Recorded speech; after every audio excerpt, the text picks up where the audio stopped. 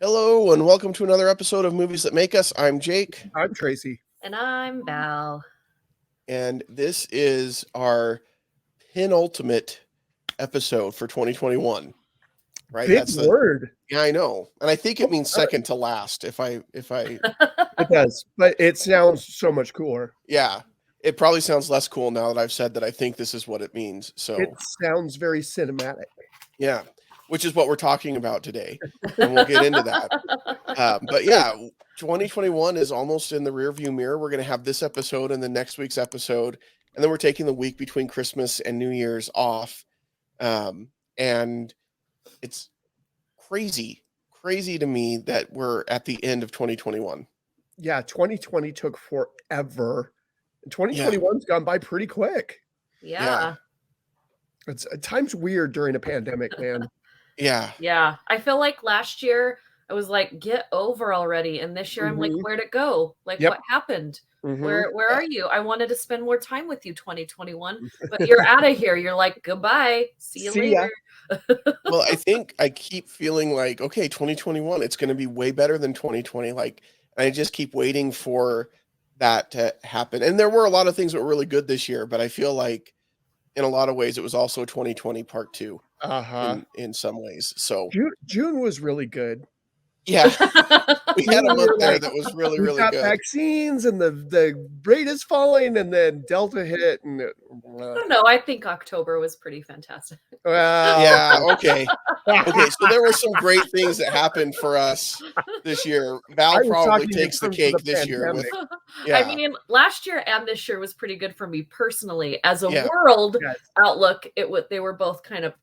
See, you're yin and yang with the rest of the universe. I am, but I also try and find, just like with movies, I usually try and find one or two good things about a crap show. Well done. And I was thinking about it in preparation for this episode that we're doing today and thinking we'd probably talk a little bit about 2021 and finding the good things in that crap show, like you were saying, Val, like not that 2021 was, but this whole pandemic has been, right? But there have been some good things, like for our show. Going into the pandemic, I was like, I don't know how we're going to record while we're not able to get together. Right. Because that was when we thought it was going to be like 2 or 3 weeks that we weren't going to be able to get together. And then we figured out how to do this through, StreamYard, which is the program that we use and things like that. And we were able to get video up and get our YouTube page going. We were able to grow our audience. We were able to grow our social media presence. So like a lot of really good things came out for us as a show during this time too. So it pushed me out of my comfort zone in a technical way with the show. So hopefully, things have gotten better there. Pre-pandemic, we kept talking about, we should add video one of these days. We should do video. It pushed us to be better. Yeah. And I think that's it. Generally speaking, I think that's a lot of people are experiencing that, professionally. I know I'm working from home 4 days out of the week instead of, working in the office 5 days a week. And I think a lot of companies have been able to go to that kind of a model where before they said, no, this is just impossible with our type of work. And that's not the case anymore. I think it's much easier to find a job where you're working remotely. And if that's what you want, some people don't want that. Right. I didn't want that. I mean, I'm glad I still have a job, but I'm very happy to be back at work. Yes. You have a different job though. You got to have work out of my car. I work out of my car. I've worked out of my car for this job and for that job. and I think we've learned over the last couple of years, you can work almost anywhere. If you've got an internet connection, you really can work almost anywhere. And there are a lot fewer things that we do professionally that actually require pants. As long as you're just on a video conference. Yeah. I mean, sweatpants are totally fine. Yep. TV personalities have been doing the casual pants for years and nobody knew. Really? I worked at the news station, especially during the summer. There would be a lot of shorts with the dress shirt and the tie and the jacket up top. Wow. Yeah. Okay. That's probably harder for Channel 2 to pull off since they've moved to the studio where like it's a window behind them. Yeah, it's a little more tricky, Yeah. but yeah, it happens. Yeah.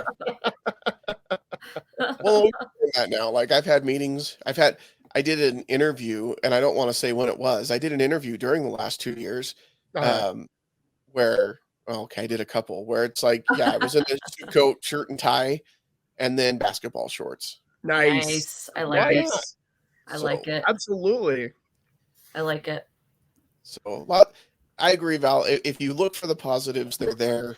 There was definitely a lot of struggles, and I don't want to belittle that or demean that for anybody that had struggles, but I think there were some good things too. And we've been really excited for you, Val, this year. Your wedding, your marriage, bringing Dave into the family as an extension, like it's all been good. Yeah. Thank you. And if you need a really cool tattoo, Dave Hoffman Studios. I mean, I got this sleeve and Tiger King out of the pandemic. Yeah. This arm was only supposed to be a little bit and not any color. And then he had to leave working they shut all the tattoo shops down. Right. And so we sat for 2 days watching Tiger King as he colored it and expanded my arm. I forgot that was going to be black and white. Yeah. And I'm glad you explained the connection there. You don't actually have a Tiger King tattoo on your body. Which is good. But this is the thing. Another thing about like pulling good things out of crap.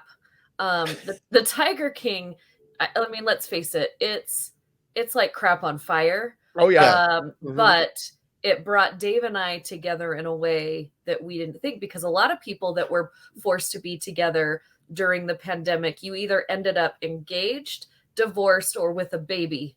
And luckily we got engaged. So. Yeah. Thanks, Joe Exotic. We decided that we liked each other enough to hang out even when we couldn't do anything else. There you go. There you go. We just went and bucked the trend, and we didn't do any of those three things, my wife and I. We stayed married. We didn't need to get engaged, and you've had enough babies for all of us. So yeah, it's true. We agree 100%. You could be Oprah with kids, and you get a kid, baby. Yeah, except we like the ones we have mostly. We don't necessarily want to give them away. Just for a day, for like an outing. Oh, yeah, for an outing. Nice. That sounds nice.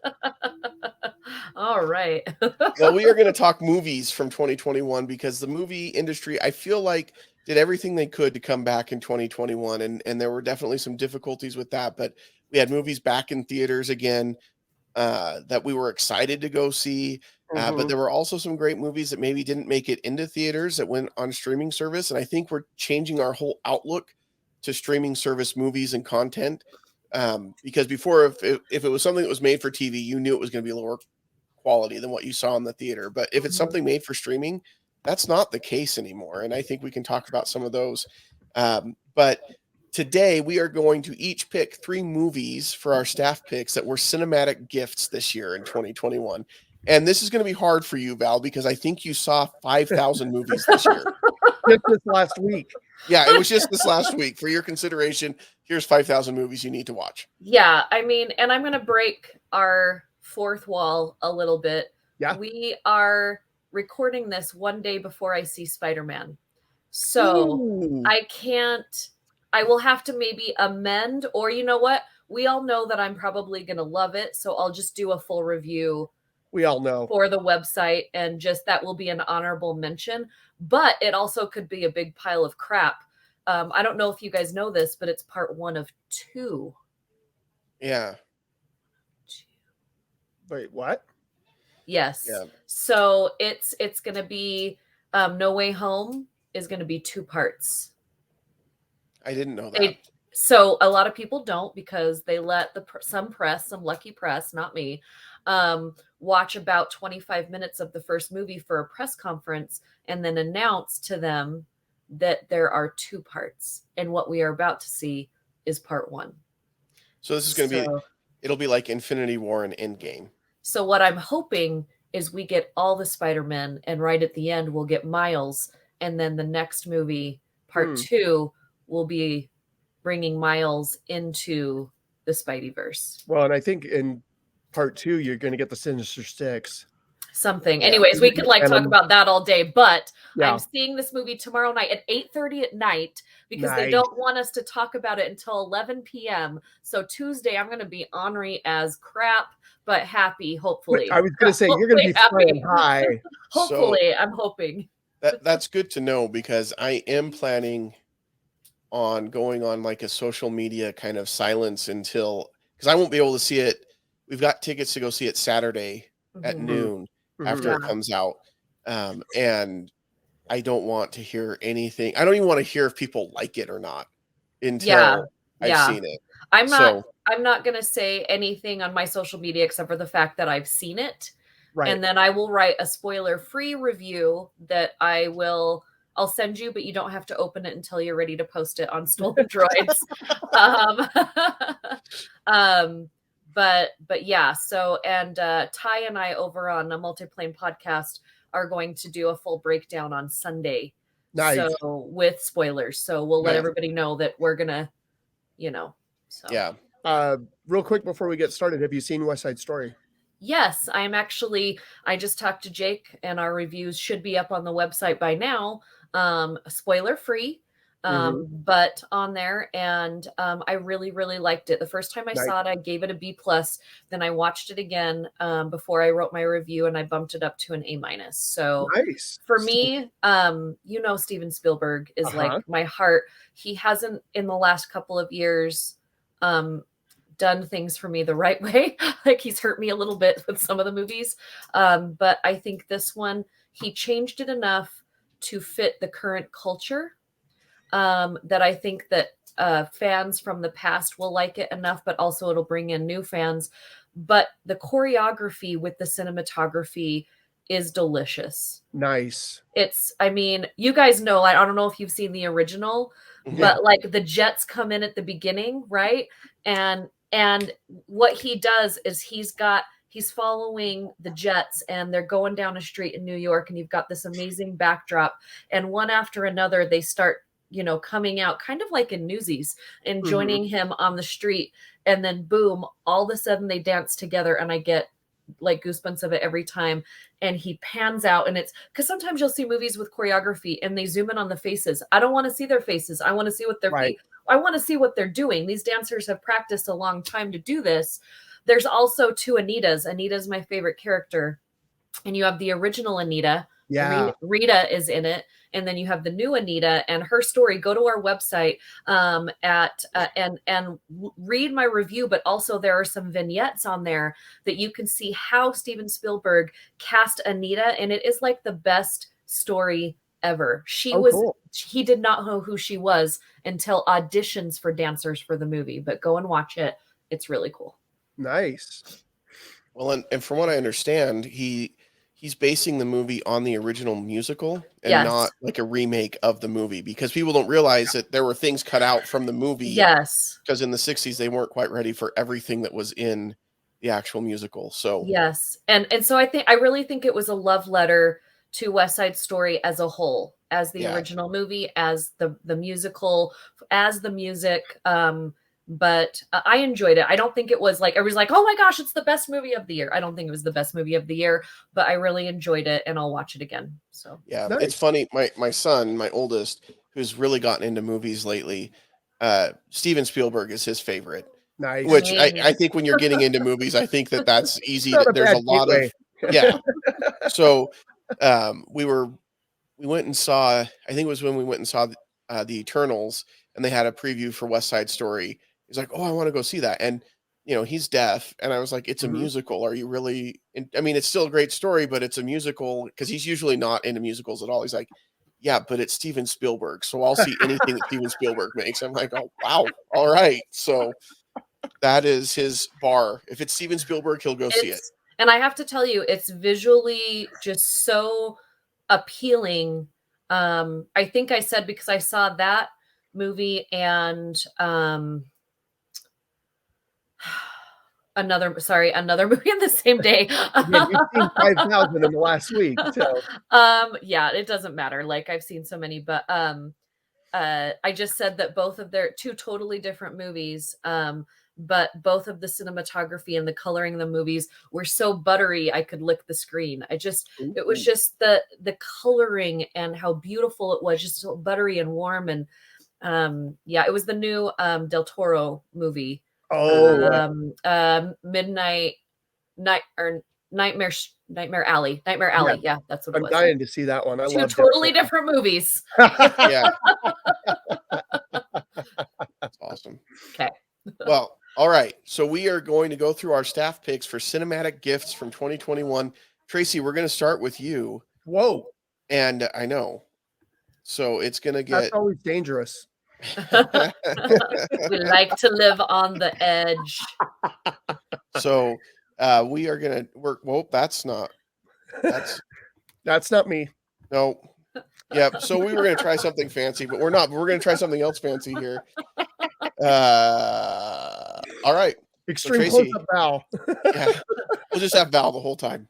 No. That's better. That's better for our viewers. It's better for... Whoa, no. Nobody wants that. Whoa. See, I don't know why it always goes just to Val. Anyway. It's in my contract. That's true. All right. Tracy, let's hear your picks. When I laugh, I still have a little bit of this cold, so when I laugh, I cough. Hang on. Okay, sorry, I had to mute so nobody had to hear that. But yeah. So my first cinematic gift this year is one that I've been waiting for a while. Got the opportunity to see it on the IMAX screen. Frank Herbert's Dune. I think that one, it's interesting because it's such a huge story, and this is only part one, and they have not made part two yet. They won't start part two until next year.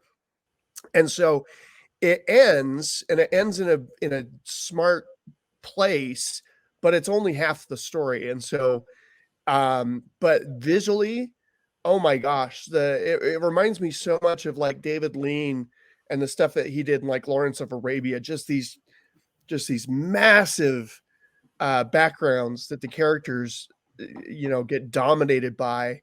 The special effects were gorgeous. The acting was great. The soundtrack was really interesting. Hans Zimmer talked about how when he would watch sci-fi movies that he would often hear like, oh, okay, so this alien planet has an orchestra section. Okay, that makes sense. And so he tried to create a very different soundtrack. And so there's a lot of drums, a lot of vocals in the mix. And then they like invented instruments just for this soundtrack. So I'm excited for part two. Part two is going to get weird. So it's going to be fun to see the people that don't quite know the story. It's going to be like, yeah, there's going to be a fully conscious 2-year-old that can speak to people and lead people into battle. So why are you spoiling it for us? Listen, I read the book because I had tried multiple times to try to read the book, and with the movie coming out, I was like, I really want to read it. And it was funny. I got about halfway through the book. I got about to the point that it gets to in the movie. And went and saw the movie, and I was like, okay, good. It didn't spoil anything for me. So then I finished the rest of the book. I cannot wait to see his sister on the screen. Like it is going to be weird, but it's going to be awesome. And I'm so excited to see it. And Denis Villeneuve, I think is how you pronounce his name. I don't speak French. But he talked about how they like have set up the world, and now they can get really crazy in part two, and they can just go nuts in the visuals and with some of the things that he wants to do. So I'm super excited. And Jake, speaking of the book, they just released a graphic novel companion that's really good. Graphic novel companion. It takes you up to about the point of the movie. Part two is coming out next year. The artwork is gorgeous for part two. So anyway, that was my first pick for the year. Just seeing that on the IMAX screen was just incredible. My second one is a much different movie, much smaller in scope, much more intimate. It's Lin-Manuel Miranda's directorial debut. It's on Netflix. It's called Tick, Tick, Boom. It's got Andrew Garfield. It's a musical. If you're not familiar with it, it is based on the life of a guy named Jonathan Larson. He was the creator of the musical Rent, and he died of an aortic heart attack the night before the first off-Broadway show. So he never got to see any of his work get produced, let alone become the huge hit that Rent was. And if you listen to interviews with Lin-Manuel Miranda, he talked about how he saw Rent in the theater, and that's what inspired him to go and pursue his dreams about musical theater and into film. So we would not have had Hamilton, you wouldn't have had Moana, you wouldn't have had a bunch of stuff if it hadn't been for Jonathan Larson. So he's a young man, he's pursuing this dream, and the rest of his friends that were part of this group with him that all were theater nerds and wanted to chase their dreams, they ended up getting real jobs and they got married and they moved on, and he's still trying and banging his head against the wall to try and get this work produced, and the work's not that good. He created a weird dystopian future musical that he put together, and it's all about him continuing to fight, and it's about fighting for his dream and living life and facing fears. And it's just I have not seen a directorial debut that was so confident in a long time. Like the cameras, the cinematography, the parts in the swimming pool, the parts with the song Sunday when they're in the diner, just absolutely remarkable. Andrew Garfield deserves all the awards. If you watch some videos of Jonathan Larson, because they do exist, he looks and sounds exactly like him. It's crazy how much he does. So those are my first two. My third one is one that surprised, I think, a lot of people. It surprised me. I'm going to go back to when we first kind of got to go back into the theaters, and it was just a lot of fun, was Free Guy. We did a whole show on it. You can go back and check it out. I'm not a Ryan Reynolds fan per se. I like some of his stuff, but I'm just not like, if it's a Ryan Reynolds film, I'm not going to drop everything and go see it. But he was really, really good in this. Julie Comer, who ended up being also in The Last Duel, she's fantastic as the female protagonist. Taika Waititi is like the worst villain in a long time. Such a douche. Yeah. Like worst in the best way possible. Yeah. Right. Yeah. He's just amazing in the film. Yeah.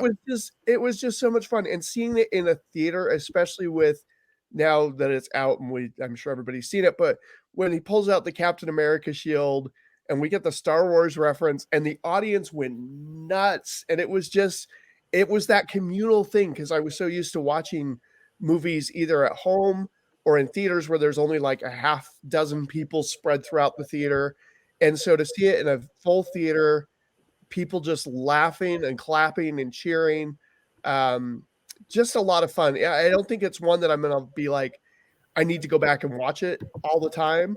I haven't seen it since. I've been thinking about it though. So I'll check it back out 5 times. Nice.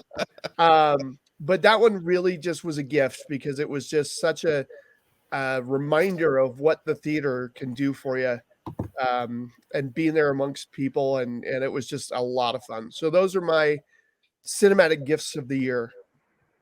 Awesome. Those are some great picks, and those are all movies. I haven't seen Tick, Tick, Boom yet. I need to sit down and watch it. I know it's on Netflix and I can watch it there. But Dune and Free Guy were two of the highlights for me this year as well. And I think Free Guy, the biggest reason why is because we were in the theater together, and it had been so long since we'd had that experience, and it was a packed theater. I mean, safely packed, but there were a lot of people in there. So I think it was just so much fun. So and I we think got to see Val MC it, which was fun. I know. It's always fun to be at an event that Val is emceeing. Oh, sure. Good. Thanks, guys. Thanks. Dude, we did our movie trivia night for American Cancer Society. That was she fun. was like rocking it. It was so great. I'm like, oh, you're natural. All right. Oh, well, stop. Please. Okay. Oh, please. That's enough. That's enough. all. All right, Val. Let's hear your cinematic picks or gifts from 2021. Well, it's funny because I was trying to figure out Tracy's list, and I had everything right except for Free Guy. I knew that probably more than one of us would do Free Guy, but I said it's either going to be. I knew you were going to have Dune. I knew you were going to have Tick Tick Boom. Right. And then I was like, okay, for the last one, it's either going to be Coda or Free Guy, or, you know, like I was trying to figure out what it was. And so I have my list plus like all of these honorable mentions that I could then throw in if one of you guys like covered one of the movies that I chose, because I think that, I mean, I definitely agree with Free Guy. That was on my list. But I'm not going to go into it. I'm going to switch it out and pick something else so we can give everybody something. But I'm going to start actually with The Tender Bar, which doesn't come out until next weekend. It's an Amazon movie. It is going to be in theaters and then on Amazon. This is the George Clooney. He has directed it. It has Ben Affleck. It has Ty Sherrill, who, of course, you guys know that I was like, ugh, Ready Player One. I don't ever want to see that kid again. He redeemed himself in this movie. I know it wasn't his fault, but Christopher Lloyd. And then it's all about this memoir. And I had Dave watch it with me last night because I have the screener for it. And I saw it in the theater, but I just knew like it would hit him in a different way, and it did. But I know a lot of the critics are saying that this movie is nothing special. You know, it's not a big, huge blockbuster. It doesn't have big explosions. It's not in black and white. It's not 3 hours long. I feel like that's 2021 it's black and white. It's a musical, or it's 3 hours long. But for me, it was just a very heartfelt story based on this guy JR's life and the memoir that he wrote about it, and how him and his mom grew up together, how his dad was barely in the picture, and how his uncle, played by Ben Affleck, helped raise him. And his uncle owns a bar in their local town in New York, in a small town. It's not like New York City. And for me, I think it showed that family is family. And, you know, there's a moment in the movie where a cop says, "I'm sorry about your dad." And he's like, "He's not his dad." He's like, "He's not my dad." And he's like, "Well, you can't pick." I mean, you can't, but at the same time, sometimes your dad picks you and it may not be your dad. But it just shows kind of all of these stories about how this kid grows up, and Christopher Lloyd plays his grandpa, and there's some really cool moments with him in it. Some funny moments, but also some heartfelt moments. But to me, it was the perfect amount of time. I walked away from the movie just feeling good. And those are kind of all the movies that I'm giving you for my picks. And that's why Free Guy was also in one of mine. But I'm going to take that off. And the next one I'm going to choose, Tender Bar will probably not be nominated for a whole lot of anything because of the technical aspects of the films that are going to be up this year. But for me, this movie will be in my top 10 list that I put together because I really enjoyed it. I will watch it again. I'm glad I own it. But yeah, so the next one that I'm going to do is The Harder They Fall. This is not a feel good movie, but this movie makes you feel a lot of things. The Harder They Fall is an all black cast of a cowboy movie, and it is a Western. It is an amazing Western. It is vivid colors. The acting is absolutely amazing. They sent me the soundtrack and the original score, which are two of the things that are my favorite about The Harder They Fall. This is on Netflix, so you should be able to watch it right now. I've watched it a few times, and you guys know we've talked about Westerns before, and I think we're all a fan of Westerns. And this is the most Western I've seen in a long time. Idris Elba plays a bad guy, but for a good reason. And he is that villain cowboy. But the full-on cast of this movie is my favorite. And but I just love the way that they also edit the film. Like it has these different aspects, a little bit like Tarantino, a little bit like, but it's just like, it's not all the way Tarantino, which thank goodness, because, but the styling of The Harder They Fall for me is really fantastic, and the music and everything. Regina King is in it, and she plays a bad guy, and she's a cowboy bad guy. It's great. They go into a heist into a town that is all white, and it's literally all white. Like the buildings are all white, the ground is all white, and just some of the things that he's trying to portray in this film is really, really great. So definitely watch The Harder They Fall. It's just cinematically beautiful. So, and the acting is fantastic. Well, I think that's another one that's an example of how the streaming content has just gotten so much better over the last couple of years, because everybody that I've heard from that's seen it really, really enjoyed it. And it was, I don't think it was in theaters. I think it was just on Netflix. So yeah, I got to see it in the theater just because. But I'm really happy that I did. But Lakeith Sanfield, who is one of my favorite actors, is in it, and Jonathan Majors, he's great. He is great. Again, Regina King, Zazie Beetz, who I had never seen. Maybe I've seen her before, but I didn't really know a whole lot of her. But I am, as I put my votes together for the Film Critic Awards, and I've already put them in now, so I don't know like what's going to come out of it, but I did put the director of this film as best director, because I do think that the directing, the editing of this film, the casting was really fantastic. It came out in October, so if you haven't seen it, it's on Netflix. Do yourself a favor and see that one. So those were the two that I had that were my own. So I'm going to take Free Guy out, and what am I going to put in? What am I going to put in? Oh, I'm going to have to go. I know, right? There's so many here. Again, it's really hard for me this year because there were so many just really great movies. I'm going to have to go. I'm going to throw Belfast in there. Okay.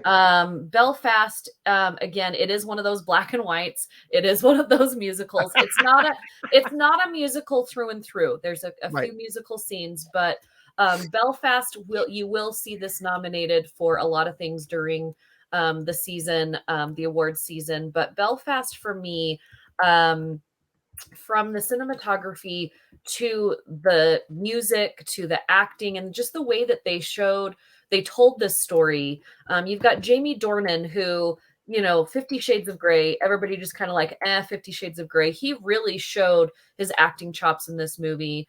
And then you have Judi Dench is in the movie.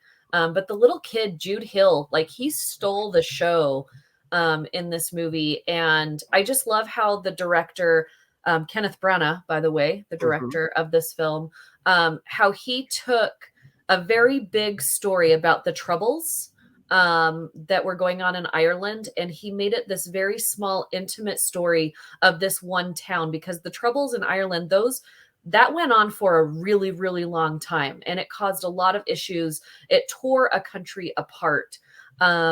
But he really narrows in on this very specific neighborhood and how it affected them and the lives around them, and how hard it is for you to not only raise a child, but raising a family during a time like this and trying to teach them right from wrong, just from being a regular kid, right? But then right from wrong in this bigger spectrum.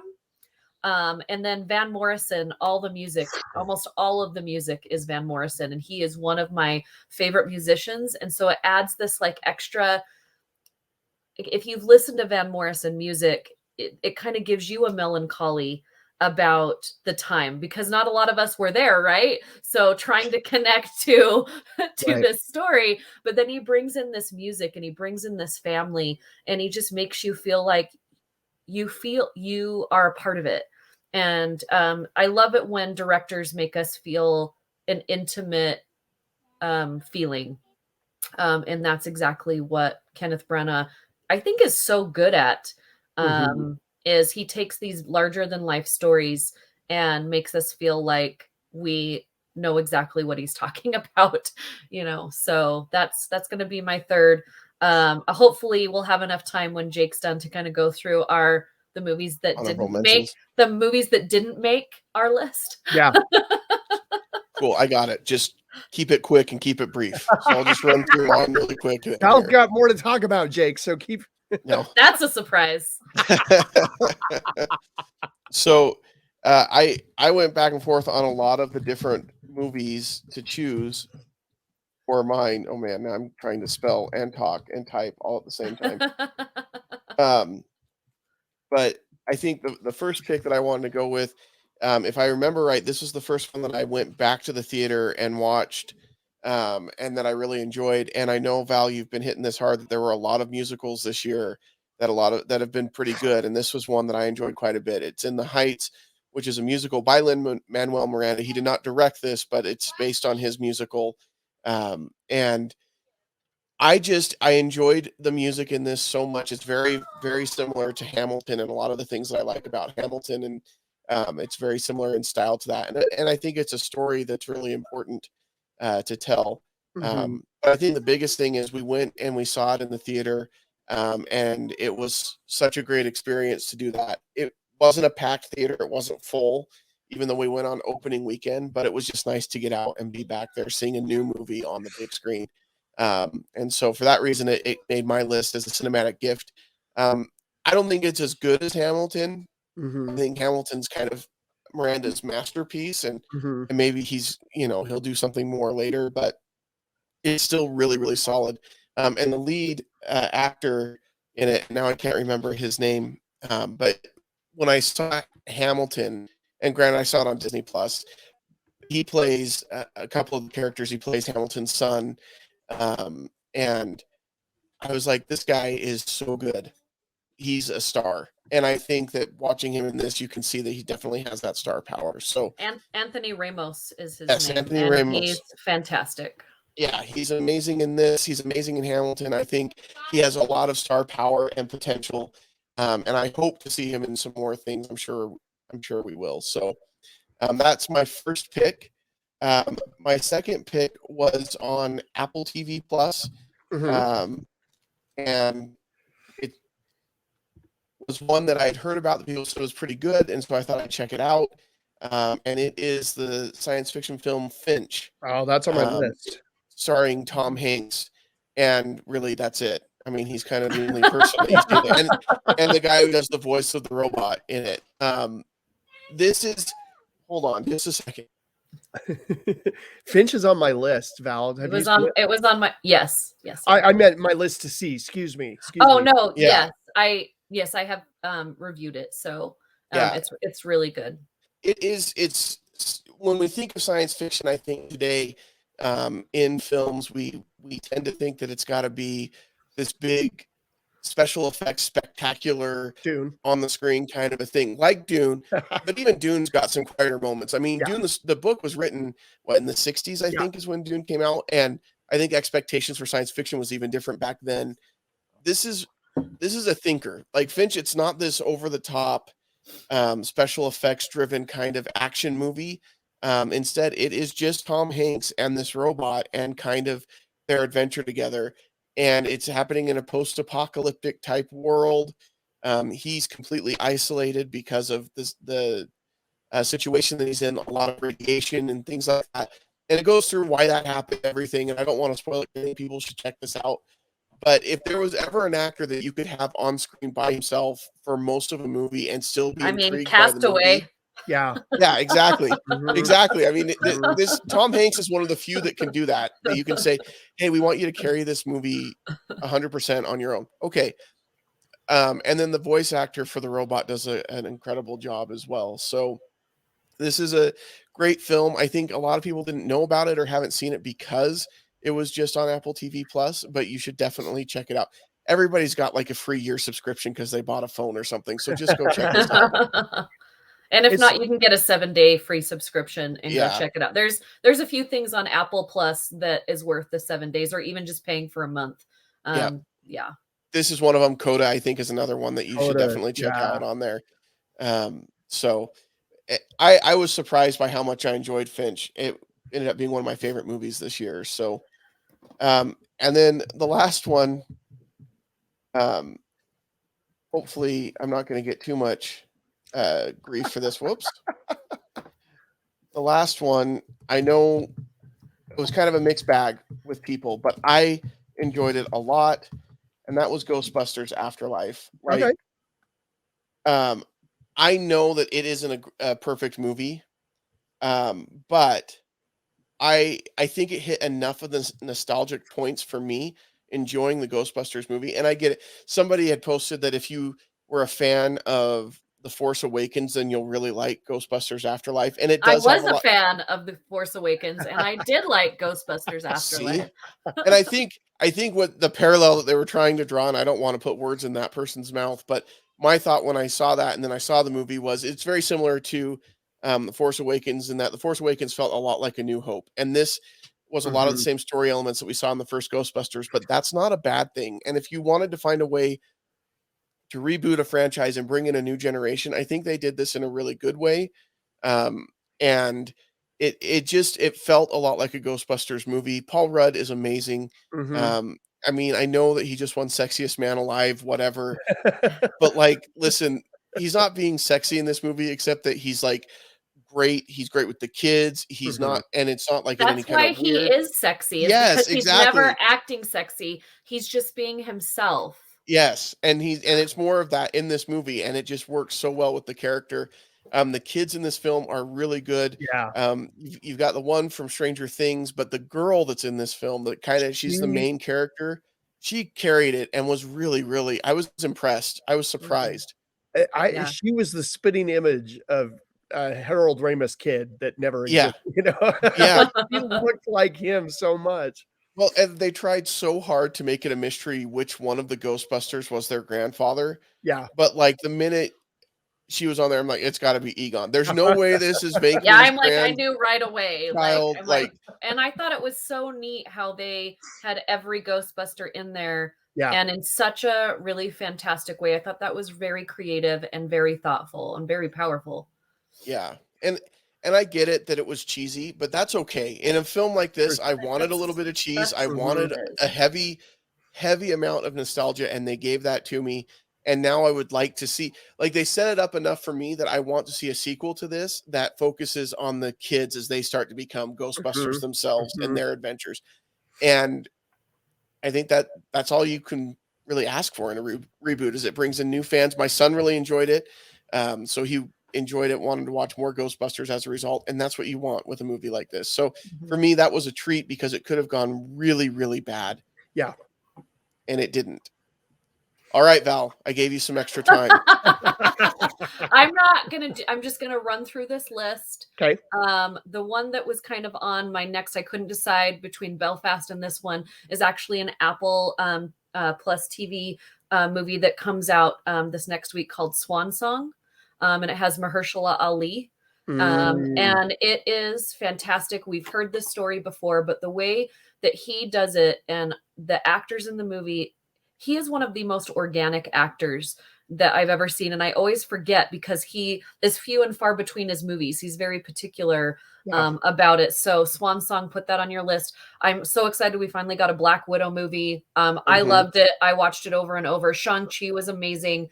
No Time to Die, I loved it. They just sent it to me. I'm like, sweet. Coda, I loved. Lamb, it's an A24 movie. It's very weird and odd, but you need to check it out. I am surprised that you liked that one. I really, really liked it. It was the one where, like, you walk out of the theater and the studio is standing there and they want your opinion. And I'm like, I didn't know what to say. I need time. I said, well, it didn't suck. What did I just watch? But it was so great. Mortal Kombat. We got a new Mortal Kombat movie. Yep. Ghostbusters was on my list. Kong versus Godzilla. Yes. It was so much fun. Make sure you watch it. King Richard, I absolutely loved. And Luca is so much fun. I wish Luca would have been on the big screen. But please go watch that. So much Disney content. I realized half of my list is like Disney stuff. But I just loved I thought all of these movies, again, not all of them are going to be critically acclaimed or voted on anything. I don't think that makes a good movie at all. You know, most of us are on our lists. We're just enjoyable movies. And I think that is like the legitimate definition of the movies that make us. Those are those movies like Ghostbuster, like Kong versus Godzilla, like Free Guy, that just give us those moments that kind of shape our lives. But yeah, so that's my list of honorable mentions. Awesome. And those are all really great movies too. And I would definitely put Coda on my list as far as honorable mentions. I think that it was one that everybody should experience. Black Widow for sure. Like, it was just so hard. There were just so many movies to choose from. And which in 2020 we got so few. And I think that's why it was so hard, because it was like everything that they were like holding on to and waiting to release in 2020. They're like, okay, now we're going to do it in 2021. And the thing is, the year's not even over. We talked about this before we got on the air. We talked about it a little bit at the beginning. Like, I mean, we still have Spider-Man coming out. And the Matrix. I'm seeing Spider-Man. I'm seeing Spider-Man. And I still have at least 7 more movies to see. And I have to turn all my votes in by tomorrow. So I'm not going to even get to include all the rest of the movies that are coming out. Luckily, some of the movies I've seen don't come out till December 25th, but they've let us watch them so we can vote. This was also a year, and maybe I'll put a blog together for it, but a really great year for documentaries. There were so many amazing documentaries, so many amazing foreign films that are relatable. Go watch A Hero. I think it comes out next week. Again, I'll put together a blog on some of these so that you can go see like my top picks for foreign film, for documentaries, animated films. There were so many great animated films, but we got an animated documentary this year called Flea, which is, gosh, I can't even explain how I feel about it. It's some really intense content, but in the only way that you could possibly digest it is through animation, and he does a really great job. So. All right. Well, there are our picks of our cinematic gifts this year. We want to hear from you. What were some of the highlights for you this year as far as movies go? Because, I mean, there were a ton that we didn't mention that I think a lot of people enjoyed. So let us know what your thoughts are. We'd love to hear from you. You can leave a comment on our posts on YouTube or on Facebook. You can also send us an email at podcast@moviesthatmakeus.com. But we'd love to hear from you. Make sure you follow us in all of the places. Next week, we will be back with some holiday movie picks for you. You get 2 staff picks movie or episodes this month because we're just giving souls. That's really what it is. We just give and give. So thank you so much for a great year. And thank you so much for being part of this with us. And until next time, we won't see you at the movies. Bye. Bye.